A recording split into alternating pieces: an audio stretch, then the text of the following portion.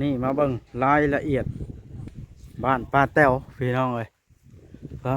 ดตัวอันนี้ลูกทีมป้าแต้วก็ได้มีครบบอกเพิ่นให้หยุดซะก่อนพี่น้องเอ้ย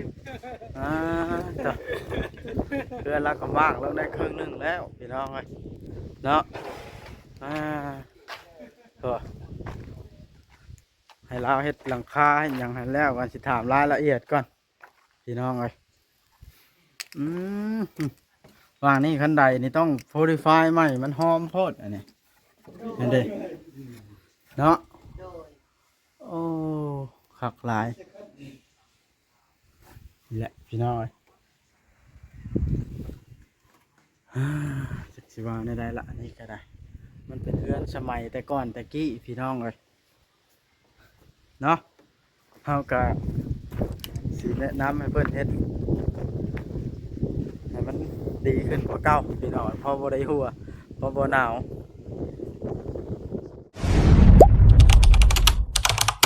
อย่าลืมกดติดตามเพื่อเป็นกำลังใจให้ผมด้วยนะครับทุกคนขอบคุณมากๆครับพี่น้องโดยกับทักทายสบายดีพี่น้อง FC เบิดสุขุสุคนพี่น้องเบิดสุหม่องสุบอนเด้อซึ่งเปิดภาพขึ้นมานี่ก็อยู่เพื่อนป้าแต้วอีกแล้วพี่น้องเนาะมานี่ก็ได้เพราะว่าเฮาสิมากวดงานเบิ่งงานเฮาเป็นสะพานบุญให้ทางผู้ใหญ่เพิ่นพุ่นละเนาะแต่เรื่องเงินป้าวอนน้องอเบยเขาสิบเข้าไปทำบ่เข้าไปช่องเบิ่งอีกมาในปล่อยให้เป็นหน้าที่ของเพิ่นพัสิเป็นได้ก็แล้วแต่เขาตัดขาดแล้วเขาบ่ยุ่งแล้วตัวนั้นนะพี่น้องเนาะเพราะว่ามันบ่แม่นเคสของเขาเข้าไปยุ่งหลายมันก็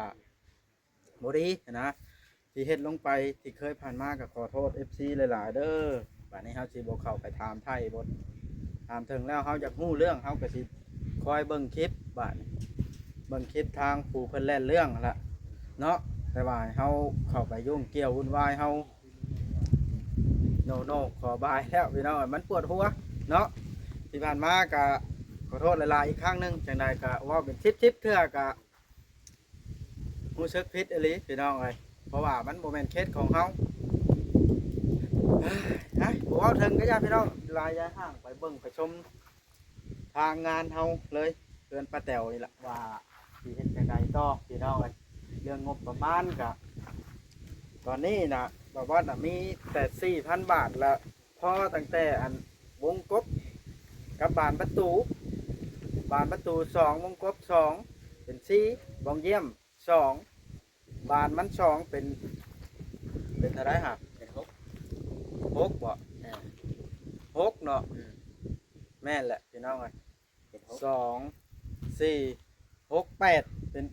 8แม่นพอดีพอกับเงินพี่น้องเอ้ยเรื่องอันผาเป็นอย่างละไม่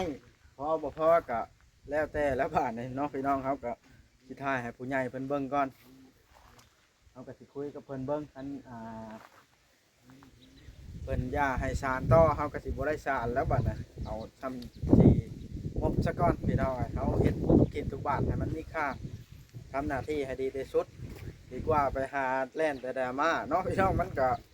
เป็นทางบดีกับช่องนะพี่น้องช่อง YouTube นะเนาะ FC ก็เข้ามาเราว่าหลายก็อาจสิแม่นความเพิ่นก็เป็นไปได้พี่น้องเอ้ยเพราะว่าเฮาก็มาคิดทบทวนเบิ่งแล้วนะมันบ่แม่นเคสเฮาเนาะ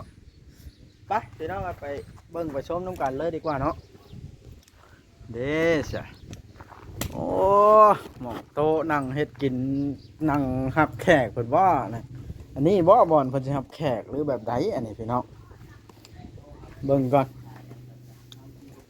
โอ้โดยอ๋อเพิ่นมางออกได้เป็นบางส่วนแล้วตัวนั้นละมุงแล้วอันนั้นพี่น้องเอ้ย มุงแล้วส่วนหนึ่งแล้วสิขึ้นในใช้อันนี้ลุงโดดขึ้นเลยป่ะปลากองก่อน โอ้ยเกือบเนาะสบายดีเด้อลุงเด้อสบายดีปลาโตเนาะอันนี้เป็นคอกระเบื้องที่มางออกนี่เนาะแม่นคอกระเบื้องเจ้าบ่เป็นผู้ออกแบบสิเฮ็ดเองเดี๋ยวนี้นะบ่แม่นบ่ปลาแต๋วฮะเพิ่นพูดกับแม่นเพิ่น แม่นบ่เพิ่นมีความคิดเห็นบ่เออเอามานี่ดูสนะป้าแต๋ว กันว่าเจ้าเป็นผู้ออกแบบผู้อันนั้น สิถามโดยสบายดีเด้อป้าเด้อ สบายดี ให้เจ้าลุกย่างสิบอกค่อยก่อนแม่นบ่อนใดอันสิเฮ็ดห้องนอนน่ะป้าแต๋วบัดใด ป้าบ่าอันนี้เป็นห้องนอน เฮ็ดห้องใหญ่บ่ตัวน่ะ เป็นห้องใหญ่เลยอันนี้ค่ะ ห้องนี้เด้ ห้องนี้เลยบนคันนี้อีกอันนี้ก็แอมอันนี้บนบูชมบูชา โอ้ ห้องมาเปิ้งได้ทางเหนือ เป็นของพระบ่ โดย อืมแล้วบ่อนสิรับแขกผู้คนมาหลิ่นมาเยี่ยมเฮือนชานได้บาดไหน กันเล็กบนลูกยืนเล็กเกยนี่แหละลูก สิเอาบ่อนนี้เหรอ โดยตัวนี้แหละนี่ แล้วก็ลามไปหั่น โดย บ่อนนี้ได้สิจงไว้ว่างไปนี่บ่หรือสิใช้ผ้าบ่อนนี่นะนี่ ที่อัน ทางขึ้น นะ นะ เนี่ยบริเวณว่าคันได้ขึ้นหันเลยเห็ดไม่พนักไซ เฮ็ดฮาวนะบ่ โดย โอ้อันนี้เขาเอิ้นว่าฮาวเนาะ โดย พนัก แล้วแต่ผู้สิเอิ้นเนาะ คันแนมว่าอยากเอาเห็ดกันในใจก็อยากได้หัวคันได้ขึ้นดีๆแล้วครับแต่ว่ามันค่าใหม่อันนี้ มันโดนกับหัวนี่ คาตัวนี้ ค่าตัวนี้ โอ้คันคาตัวนี้นี่เจ้าก็เอาเสริมคานตัวนี้ให้มันใหญ่ๆแล้วตอกย้อนเอาบ่อนนี่แล้วอันยกตัวนี้น่ะขึ้นถ้าเป็นไปได้เด้อหากแล้วแต่ให้เจ้าเด้อล่ะ การตัวนี้ของบ่ แม่นตัดตัวนั้นออกวางนะแล้วตัวนี้ละเสริมคานตัวนี้ให้มันใหญ่แล้วเฮาตอกตัวนี้นะย้อนมาเพราะว่าหัวกันได้แล้วเฮาสิเฮ็ดบ่อนนี้อาจสิเฮ็ดเฮาบ่อนนี้ จับมันก็สิได้คือกันนะหากแล้วแต่ผู้สิอยู่ได้ล่ะ อันนี้มันความคิดเฮา ใช่มากของบ่ตัวนี้ บ่ได้มากดอกเบิ่งนี่ มันตั้มเข้าขึ้นมาเลยยังตั้มหัวเขา อ๋อ ได้ คันว่าสิเฮ็ดเฮาก็แล้วแต่ขึ้นทางเก่าก็แล้วแต่ผู้สิอยู่เนาะบ่าวเวียง เป็นเลย ป้าบอกคันแนมมันจะมันต่ำเลยกัน อ่า ให้เพิ่นเห็ดห้าวใส่น้ำมันแล้วก็เจาะหัวคันได้ให้มันสิกว้างๆตัวนี้ กับตัวนี้เดี๋ยวมันสมมุติเขาสิเฮ็ดให้มันนั่นๆเดี๋ยวมันบ่เข้ากันกับตัวนี้ อันใด เฮาบ่ได้แบบนั่นเด้เพื่อนนี่เด้เป็นเพื่อนเก่าเลยเนาะ โด มัน ย เป็นเพื่อน เฮารีโนเวทใหม่ซื่อ อ่า มันได้ออกแบบเลยยากได้แบบนี้ มันวางเรียนก็ได้นะอันนั้นก็เขาบันไดเอาไปพูดอย่างพวก มันกว้างแล้วก็บ่เห็ดบ่เฮือนครัวอยู่หันเฮาก็บ่ดำคือดังไฟอยู่หัน เฮือนครัวเจ้าเด้ เฮือนครัวและอันนี้หัน สิเฮ็ดดังไฟนึงเข้าอยู่นี่เลยนี่ วันนี้เขาออกแล้ววันนี้ก็สิดังตะลุมตะลามคือเลยลูกเอ้ย ก็ต้องเฮ็ดคันไดบอนนี้คันไดใหญ่ๆแล้วลง โดยอันนี้เลยแม่ป้าว่าสิเสริมออกนี่แค่มันกว้าง เสริมออกแบบใด ที่นั้น เอาอันนี้ออกเอาอันนี้ออก แล้วเฮ็ดคันไดนะหั่นคือเอา กระไดสูตรกระไดมาพี่ให้มันกว้างทางขึ้น อืมเอาแล้วแต่แล้วบอนรับแขกนะจะเป็นเดินแถวนี้ไปนี้ ว่านะแล้วนี่ก็แม่ เพื่อนครัวล่ะสิลงไปดังอยู่ล่างบ่เลยสิเอาอยู่นี่เลย ตะลามคือเลยบ่ดังป้าก็บ่ดังนี่อันนี้ดังยามถ่ายยามโพลสิซื้อ อืม บ่มีบ่ดัง มันก็ อยากแก้ยากอยู่เฮือนนี่เพราะว่ามันเป็นเฮือนแบบตะกี้ท่านตอกแล้วตอกไปโลดเนาะ ต่อเลยต่อไปแบบนี้ อ่า แต่ว่าม่องสีแอมแท้น่ะ แต่ค่านี่คืนพุ่นเนาะ โดย อันนี้ละจงเป็นโล่งทั้งนี้เด้สิใช่บ่ฮาวสมมุติว่าอันมองโล่งทั้งในหรือว่าใด คัน ห้าวด้วยกันนะ แนมมีไหมก็เห็ดห้าวใส่แบบนี้แนมมีไหมนี่นะ ทั้งมันอันนี้นะ โดย อ๋อ มันมีทางที่กันนะว่าที่พ่อเนาะอย่างตัวพักที่ยิ่งของที่ยิ่งตรงนี้ อืม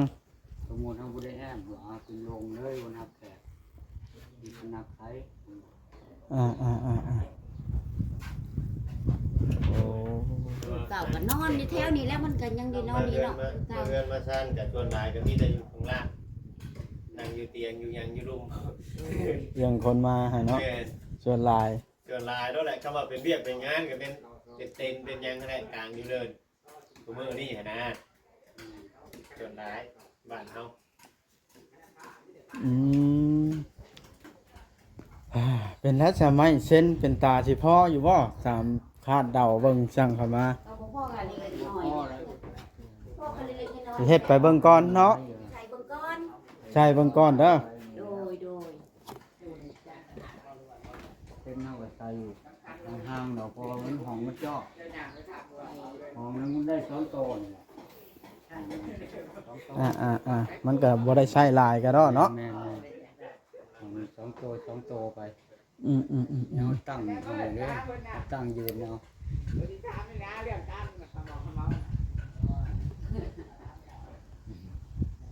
เออ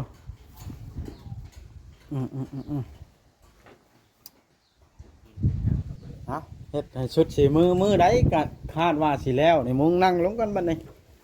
มาลุง มุงยันแล้วอยู่มันนี่มุงอันนี้ยันแล้ว มานี่บ่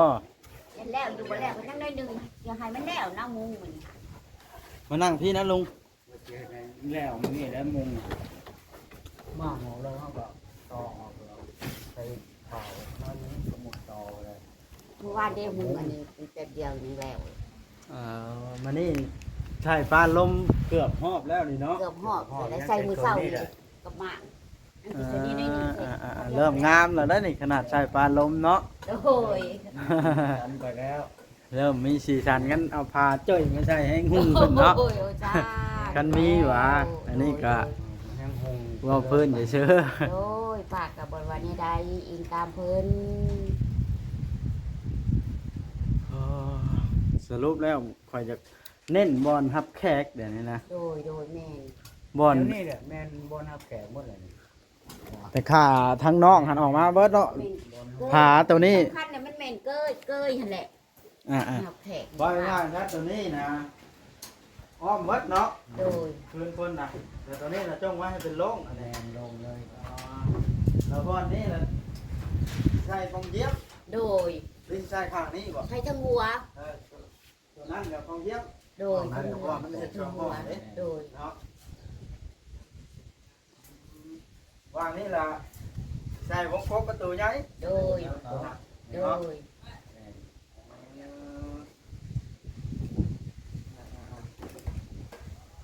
ที่โล่งแถวนี้เราปล่อยเป็นทับแขกเลยแบบนี้ โดย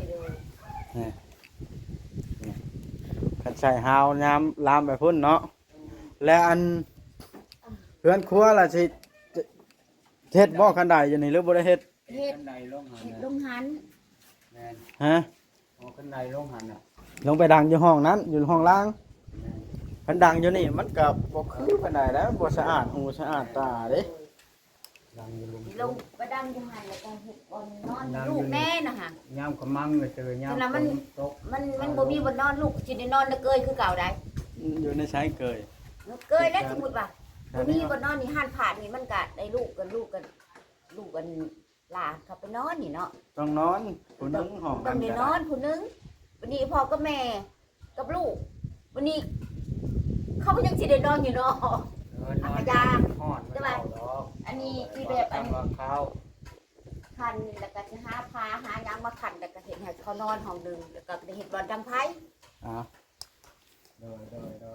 อันนั่นก็แล้วจังว่ากัน โด เนาะเรื่อง ย มัน โดย เพราะว่า เอาตัว เน้ นี้ น ก่อน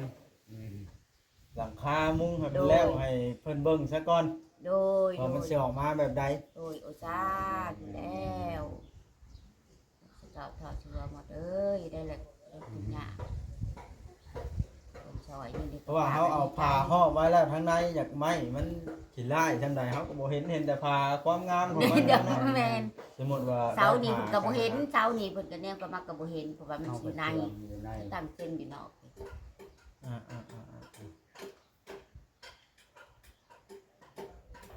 เรียกการบ้างเพื่อนลิ้นบาดนี่เนาะบ่ได้บ่ได้ผ้าว่าใช่ก็แต่ บ่ได้ เจ้าก็ได้ บ่ได้พาแต่สังกะสีเก่าขึ้นมาแอบอีก สาธุยกมือท่วมหัวแล้วได้กับข้าวบ่ฮู้ก็ได้เนาะ โอ้ยสาธุยังว่าอยู่จะก้าวเท้าจะหัวเจ้เพิ่นซอยอยู่ฝากก็ ไม่ ดี ก็ ใจ เก็บแล้วตัวใดมันบอก นั่นเขาก็เอาลงมา คอยกัดสิเข้ามาเบิ่งคู่มือนั่นละ โดยโดย ว่ามือใดขั้นตามขั้นตามตอนมันแล้วไปทีละอันเลยค่ะนะ โดยโดย เพราะว่าคันมุ่งแล้วกันเนี้ยบานล้มเนาะบานล้มแล้วก็ตีทวนมันข้างหน้านะ แม่น ตีทวนมันล่ะเจ้า ไปจะย่องได้ ฮะ ไปจะย่องเพื่อนมีงามเขาไปแล้วนี่งามเลยปากแห้งดีใจแล้ว คันเฮ็ดแล้วมันก็งามแล้วคันแล้วเนาะ อ่าเลยครับปล่อยเฮ็ดไปยกสีมือ โดยโดย เด็ดหลังคงหลังคาให้มันเหียบห้อยแล้วก็ปล่อยสิสร้างวงกบเข้ามาให้ โดยโดย ตอกเส้นเบิ่งว่าในว่ามันพอบ่พอซำใดก็ได้ไหมเนาะ จ้าถูกเด็กผู้เบิ่งผู้แม่ผู้ เพราะว่าเงินน้ำพ่อยเดี๋ยวนี้น่ะมันมีเท่าแต่พอวงกบกับบานประตูหัน โดย นะป้าดอก คนอยู่ดีมีแห้งคนซอยสิปากกันดีใจบ่ให้เว่าจนบางครั้งก็ให้ย้อนยังให้ดีใจบ่จักท่านสิเว้าดีใจแฮงขอให้เจอยู่ดีมีแฮงสุขกายสุขใจเป็นโพโพหมให้ให้มีป้าหนุกเก่าเท่าตัวจ้าถูก โดยเนาะพากันกินข้าวกินน้ำมันยังปลาแตวมานี่ เป็นไปซื้อไข่3 หน่วยมาแล้วก็หัวตำแจวมะกอกแล้วก็กิน ขั่วใส่น้ำนะบ่ โดย แกงไข่นะบ่ แกงไข่แบบแกงเอาหั่นดิ อ่า กินไปนั่นแหละ อ่าเลยกินไปซะก่อนเนาะ โดย กันสิไปหากินกับบ่มีเวลาช่วงนี้แต่ละคนบุกลุยเฮ็ดเฮือน ยังไงเพื่อนชันแล้วทัวอยากเห็นจุกมันงาม เฮ็ดไปไปแต่ว่าค่อยเฮ็ดไป โดย เมื่อนั้นก็ว่าเห็นหลายคนอยู่มานี่ก็เห็นแต่พอลุง ลูกก็ไปทางป่านี่เขาก็มาก็ไปรับจ้างทางป่าได้3-4 คน อ๋อบ่าวนายเนี่ยบ่ไปฮะ โดยบนทางออกเขามานี่เด้เบาหน้าเนี่ย3-4 คนทางเขามานี่เด้ อ๋อ เพิ่นจ้าง3 ล้านก็ไปทางลูกก็ไปอยู่ ลุงเฮ็ดกับไผใช่มั้ยนี่ กับเท่าต่อแล้วก็ลูกชาย2 คน เพิ่นอยู่ล่างบ่ โดยเท่าต่อเท่ากี่แล้วก็พ่อนี่ก็บอกกระเบื้องมันก็เรียกมันจะนักกับผู้บ่นัก ก่อนลมทั้งขางนั่นก็มาม่างตัวนี้ อืม ก่อนลมอ้อมมานี่แหละ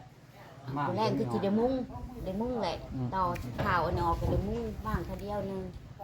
หลายคน ทวานทั้งนั้นแหน่หาเนาะหม่องอัน แม่ โดย มุงกระเบื้องอะตีลงมาให้มันคุ้มกระเบื้องมันชั้นละพลพาเข้าเบิดเนาะ โดย โดยอ่าครับเนาะว่าแต่มื้อนี้ก็ค่อยเข้ามาถามกะตามที่ผู้ใหญ่เพิ่นบอกแล้วให้มาถามเบิ่งว่าหมองใดกันแท้ห้องหมองใดกันแท้บ่อนรับแขกหมองใดเรือนครัว โดย ให้จัดแจงให้มันรายละเอียดเพิ่นจังสิได้แบบว่าเบิ่งรายละเอียดว่าควรช่อยตัวใดบ่ควรตัวใด โดยพอชาถูกกับเกยนี่แหละบอลหับแขกแล้วก็ยางมาแถวนี้แหละกันเนี้ยเพิ่นบ่ได้แอมให้แล้วก็คันเนี้ยว่าเพิ่นแอมให้คันเนี้ยว่าเพิ่นแอมให้ฮอดพี่เนาะ อันนี้คำที่ว่าปรึกษาน้ำเจก็คันน้ำว่าซอยได้ก็จะให้ซอยอิงตามจิตใจเจในปากกับบไดเว้าในใด เลยสรุปง่ายๆซะอ้อมตัวอ้อมน่ะถ้าแต่ห้องนอนซะสองห้องอันนี้เนาะ โดย จุดนี้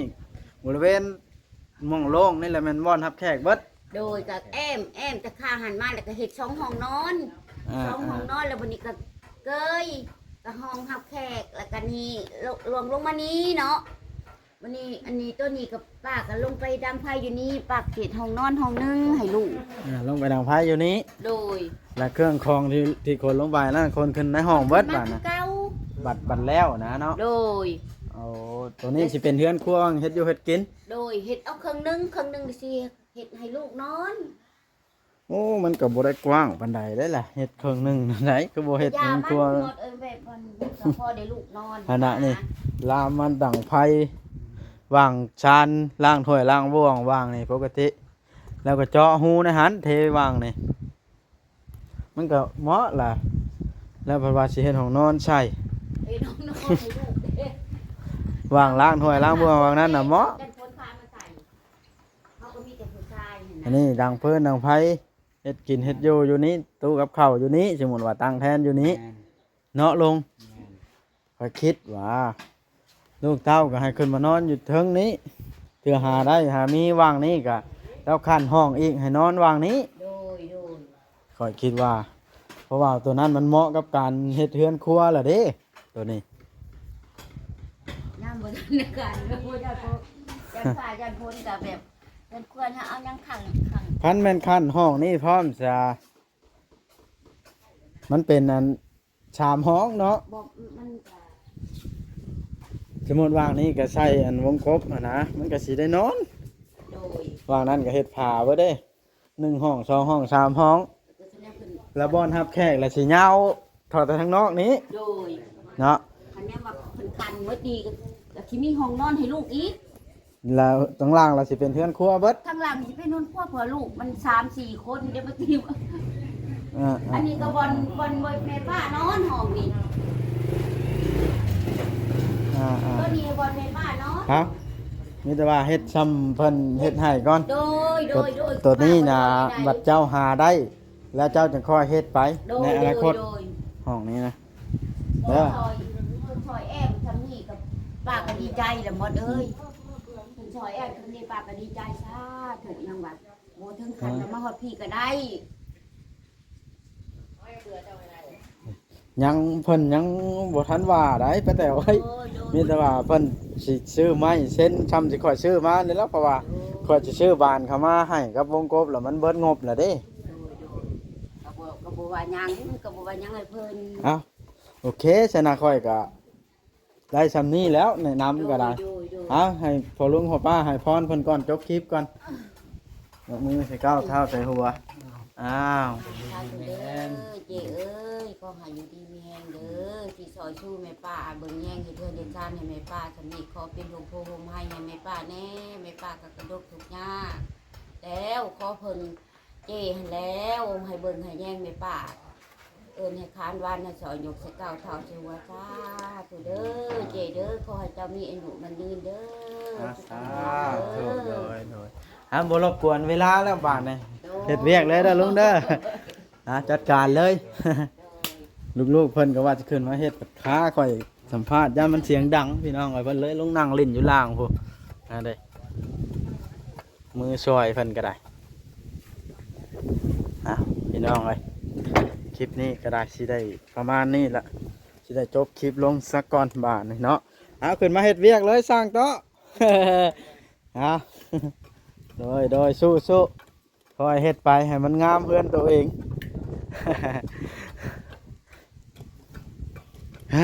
พี่น้องเอ้ยนี่ละเขาก็ถ่ายลงไปให้ผู้หลักผู้ใหญ่เพิ่นเบิ่ง